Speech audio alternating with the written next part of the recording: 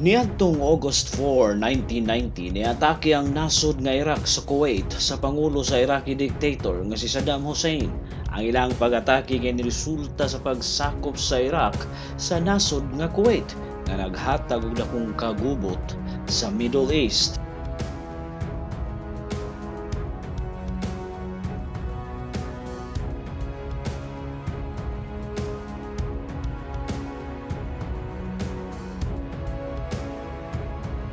Kini ang istorya sa Iraqi invasion sa Kuwait nga nagresulta sa pagsakop sa Iraq sa Kuwait nga mao'y ni trigger sa Gulf War sa Middle East. Gubat sa bagong teknolohiya sa militar nga nagresulta sa pagkapildi sa Iraq human kini tabangi sa UN coalition nga gipanguluhan sa US, ang Operation Desert Storm. Pero sa di pa ang tanan, ayaw kalimot sa pag-subscribe o i-click ang bell icon para sa mga musunod nga istorya diri sa Abiseth TV.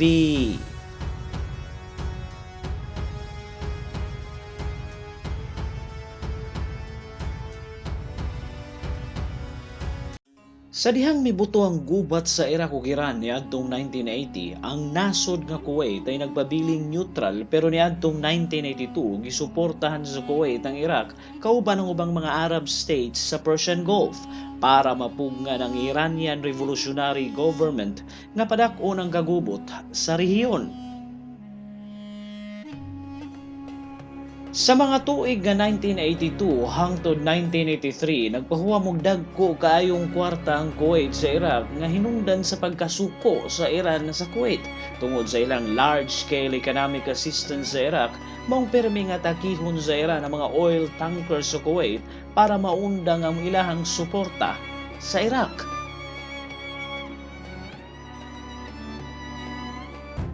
Labaw sa tanan perming pabutahan sa mga Iranian ug mga armas sa mga security personnel sa Kuwait nga nakadestino sa Bubiyan Islands niadtong 1988. Sa tibok panahon sa gubat sa Iraq ug Iran, ang Kuwait ang nahimong major port sa Iraq human ang pagsarado sa Basra tungod sa grabing bakbakan sa lugar. Pero mahuman ang gubat, dili na maayo ang relasyon sa duha ka nasod tungod sa diplomatic ug economic reason nga mao'y hinungdan sa pag-atake sa Iraq sa iyang former ally. Pero ang pinakarason gayod kung anong naguba ang relasyon sa Iraq ug Kuwait kay tungod di na kayang bayran sa Iraq ang ilahang utang sa Kuwait nga niabot naghapit $14 billion. Nagatong kwartaha gigamit nila sa pagigubat sa Iran. Nag-request pa ang gobyerno sa Iraq nga kalimtan na lang kuno ang ilahang utang total pwerte man kunong datua sa Kuwait ug sinsilyo ratong kwartaha para nila. Matod pa sa Iraqi government nga ang ilahang pagigubat sa Iran kay dili lang para sa ilahang interes kundi sa tibok nasod sa Persian Gulf kay kung wala ni nila gubata maghari-harian kuno ang mga Iranian sa rehiyon. Pero gusto yung pabayaran sa Kuwait ang ilahang gipautang sa Iraq maong mas ni grabe ang sitwasyon hangtod sa tuig 1989 sa dihang nagpulong ang mga leader sa Iraq ug Kuwait para maresolba ug mahatagag solusyon kung usaon pagbayad sa Iraq ang ilahang utang. Pero gahi yun ang Iraq tungod sa dako kaayo nilang puwersa sa militar ug gamay raman kaayo ang Kuwait. Puwerte ra pong gamaya sa gidaghanon sa ilahang mga tao.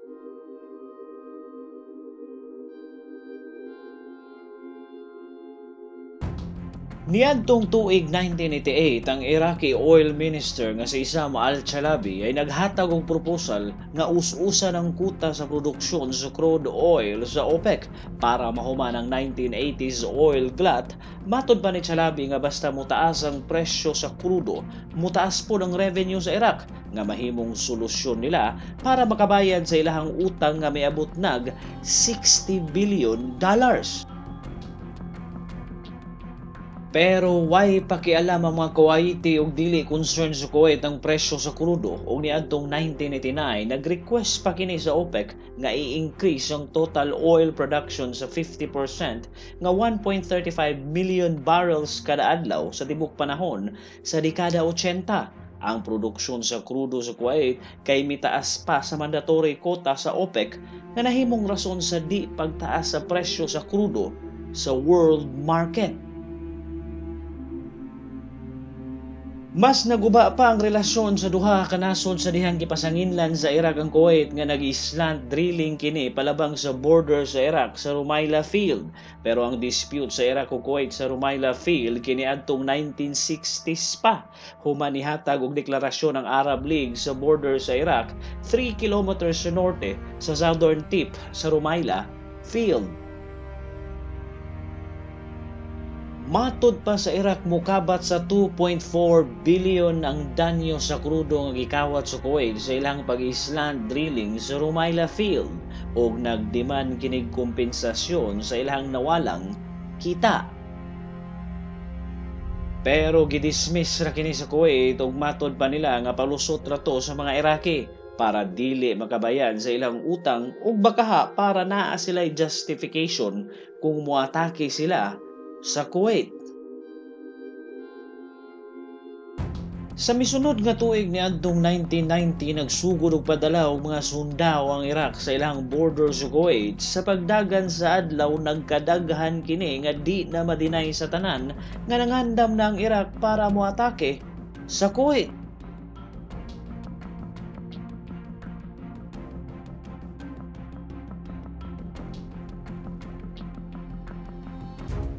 Niadtong August 2, 1990, naghatag og mando si Saddam Hussein sa militar sa Iraq nga moatake na sa Kuwait ug sugda na ang invasion nila sa gamayng nasod. Unang nisulod ang usa ka full division sa Special Forces sa Iraq.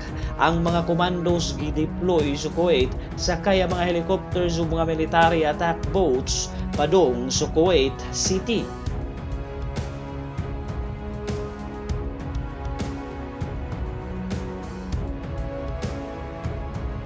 Samtang sa Central Kuwait gisuwayan sa pagatubang sa mga Kuwaiti tanks sa mga Iraqi para madelay nila ni duol sa lungsod sa Al-Hafra sa west sa Kuwait City. Samtang ang puwersa sa Kuwait sa parteng south sa nasod kay gi-evacuate nila ang tibok puwersa sa lugar padung sa Saudi Arabia. Nakaikyas po ang duha ka missile boats sa Kuwait Navy pero kadaghanan sa gamit panggubat sa Kuwait kay gibalhin sa Saudi o Bahrain para dili panggubuon sa mga Iraqi.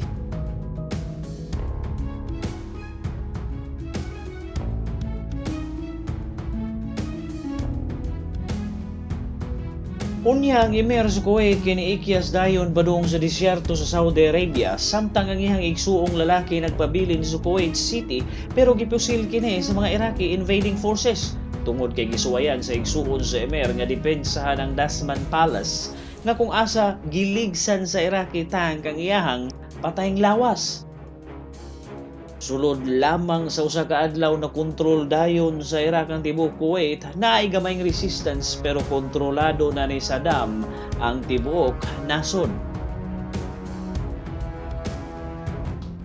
Naghatag po dayon og rason ang Iraq nga ang Kuwait kuno kay parte gyud na sa Iraq kung dili lang tungod sa mga Ingles nga niabot sa lugar ug nagbutang og border ang Britanya sa rehiyon tungod sa ilahang imperialistang interes. Mahuman pirmahan ang Anglo-Ottoman Convention niadtong 1913 tungod ang plano sa Britanya buhago ng Kuwait sa Ottoman territories sa lain-laing sheikdoms. Pero kato nga agreement kay wala maratified. Mahuman ang unang adlaw sa pag-atake sa Iraq kadaghanan sa mga Kuwaiti citizens kay giaresto sa mga Iraqi, gipaantos ug ang uban gipatay, labi na mga civilians nga maong halos 400,000 ka mga Kuwaiti citizens ang nilaya sa ilang nasod human ang invasion. Kini nga video gipakita ni Saddam nga buutan kunuhay siya sa mga civilian o foreigners sa Kuwait.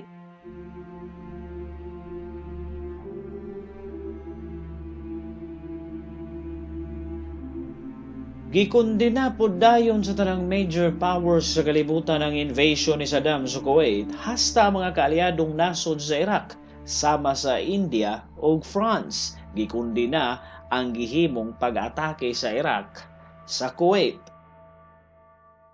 Misamot pa kini sa dihang nagkadaghan nagmaayo ang puwersa ni Saddam sa Kuwait ug gideploy niini ang daghan kayong tangke de gera sa lugar. Kadaghana niini ni diretso sa parting south sa Kuwait sa border sa Saudi Arabia, kung asa 200 miles ra ang distansya niini sa mga oil fields sa Saudi, ang pinakadakong oil field sa kalibutan. Maong naghatag og ultimatum ang UN sa Iraq nga kinahanglang mag-withdraw ang puwersa ni Saddam sa Kuwait sa January 15, 1991 kay kung di, gubaton sila sa US Allied Forces.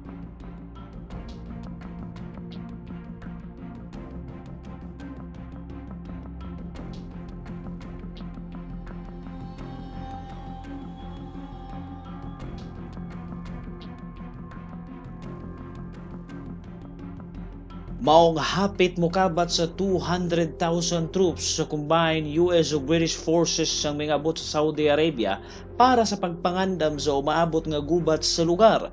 Gipanguluhan kato sa US General nga si Norman Schwarzkopf.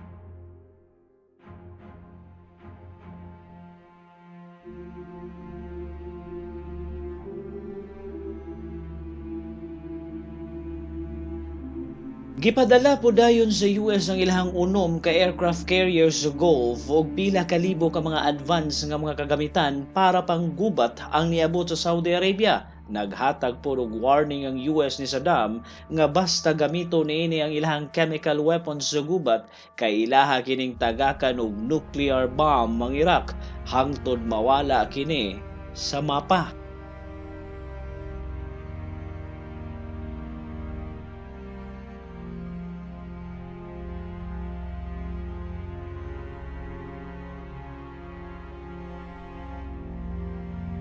Pero wala pansina ni Saddam ang mga warning sa US tungod para niya nakadepende ra sa teknolohiya ang US dili kuno parehas nila nga nakabase sa experience ug kaisog sa matag sundao. Pero ang tinuod sulti ra to ni Saddam para ma-boost ang moral sa iyang mga sundao.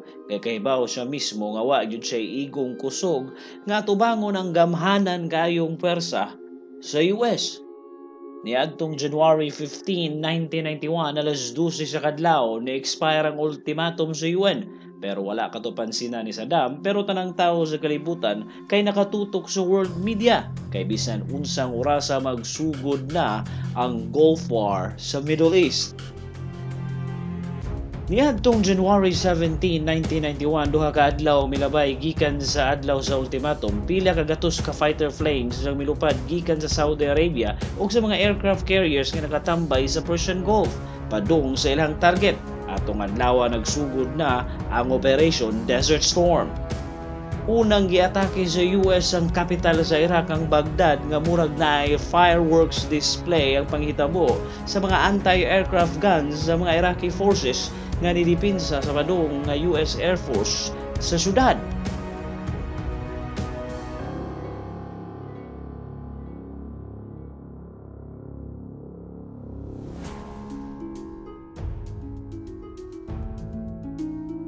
Labaw sa tanan sa dihang gasugod nagpalupad ang US sa ilang F-17 stealth bomber sa Iraq. Naghatag kini grabing kabalaka sa mga Iraqi forces tungod kay dili nila makita kung asa kini moatake. Unang gibungkag sa mga stealth bomber ang mga communication center sa Iraqi forces. Way nahimo ang pwersa ni Saddam sa mga F-17 tungod kay dili nila makita kung diin kinigikan ug asa padong. Kalit lang muboto ug mabungkag ang ilang mga importanteng mga buildings ug mga base nila sa lugar.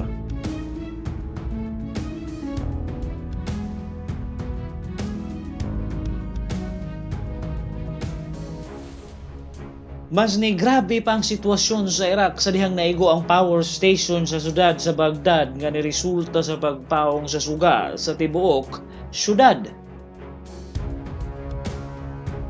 Hangtod nga kontrolado na sa koalisyon ang kalangitan sa Iraq, hasta ang palasyo ni Saddam kay gibomba sa US, pero gahi gyapon si Saddam ug gianunsyo sa radyo nga dili kuno sila mapildi sa gubat kay nagkahiusa silang tanan nga magigbisog sa mga Amerikano ug naa kuno siya ipasabog sa koalisyon nga mapugos kini sa pag-surrender sa Iraq. Niadtong January 18, 1991, alas 2 sa kadlawon, kalit nga misiren ang air raid sirens sa Israel nga nag-andam ang mga tao tungod dunay padong nga Scud missile gikan sa Iraq padong sa syudad sa Tel Aviv. Ang target niini ang pinakadakong syudad sa Israel.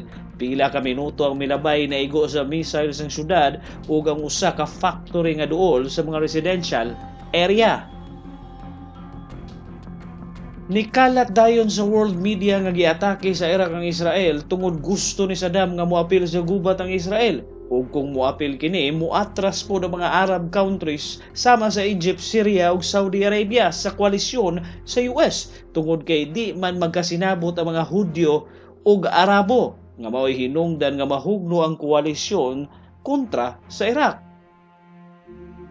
Pero gitawagan po dayon sa Washington ng Israel nga di usa mubuhat og aksyon tungod kay pakana ra tong Saddam o gihatagan og pasalig ang Israel nga ilahang pulbuson ng mga Iraqi ug dili na lang moapil ang Israel sa koalisyon para malikayan ang pag-atras sa mga Arabo nga kung diin importante kayo sa US ug Britanya ang ilahang mga military bases sa lugar kung asa sila mag-launch sa ilang pag-atake sa Iraq. Tungod sa way epekto ang pagbomba ni Saddam sa Israel, nagdesisyon kini nga dadon ang gubat sa ground. Gipugos niya nga ipa-deploy sa US ang ilang ground troops para maggubat sila nga man-to-man.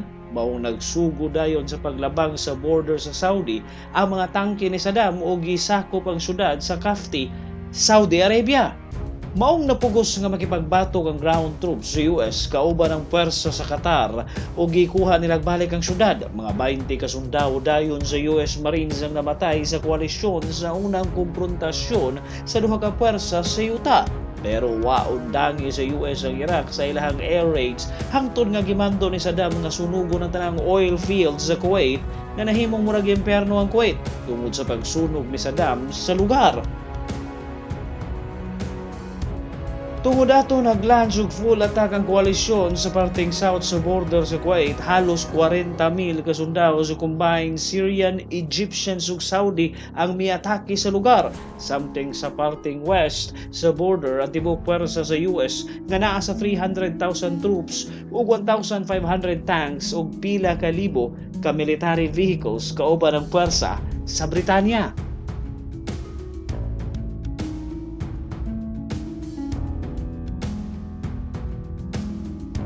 Niadtong February 24, 1991, nagsugod ang ground assault sa US sa Kuwait kontra sa puwersa sa Iraq.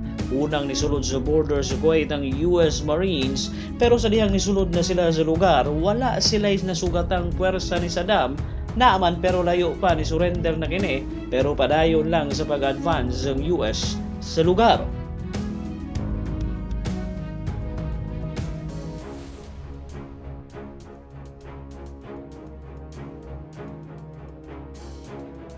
Samtang ang puwersa sa Britanya gipabutag heavy artillery ang puwersa sa Iraq sa parteng south sa border, dala ang ilang multiple rocket system. Sulod lamang sa 30 minutos gipauwanan kini nilang bala ang mga Iraqi pagkahuman nagsugod na pud og pag-advance ang ilahang mga tangke.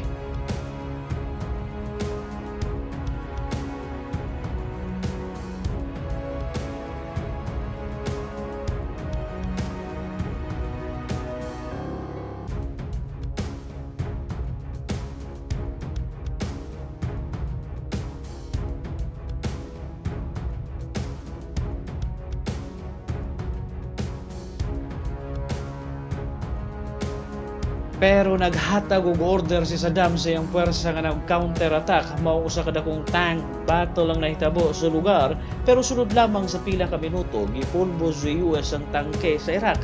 Maong napugos sa pag-atras sa mga Iraqi sa gubat, gigupod kini sa US hangtod minggabi.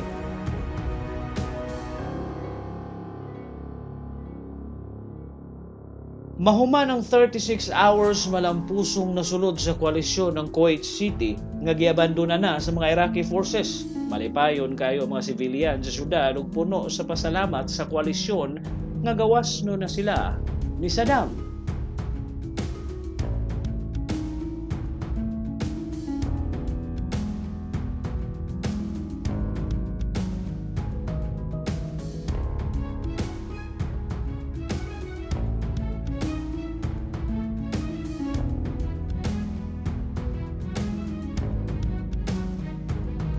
Og niadtong February 28, 1991, nagdeklara og ceasefire ang presidente sa Amerika nga si George H.W. Bush nga mao'y nitapos sa Gulf War. Pero padayon gihapong diktador si Saddam sa pipila ka tuig sa Iraq hangtod nga gipahugno kini sa bag-ong presidente sa Amerika nga si George W. Bush, ang anak ni H. Bush nga nipildi ni Saddam sa Gulf War. Diri na lang kutob ug ayaw kalimot sa pag-subscribe diri sa Abisat TV para sa mga mosunod nga video. Daghang salamat sa pagtanaw.